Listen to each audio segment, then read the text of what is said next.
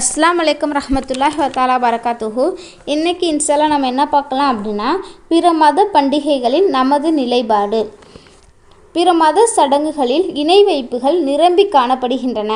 எனவே இப்பண்டிகைகளில் கலந்து கொள்வது ஹராமாகும்.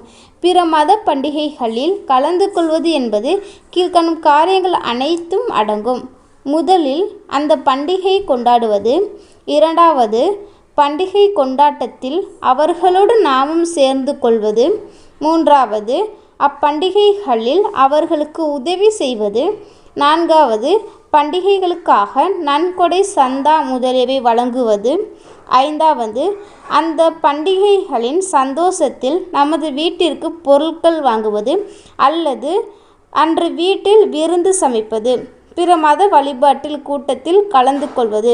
மேற்கண்ட விஷயங்கள் ஏதேனும் ஒன்றை நன்மைக்குரியதாக நினைத்து ஒரு முஸ்லிம் செய்தால் அவனின் ஈமான் குறையாகிவிடும். அவற்றை தெரிந்தே செய்தால் அவன் குற்றம் செய்தவராவார். முஸ்லிம்களான நாம் அனைவருமே பிற மத பண்டிகைகளை கொண்டாடுவதே அல்லது அவற்றில் கலந்து கொள்வதோ கூடாது.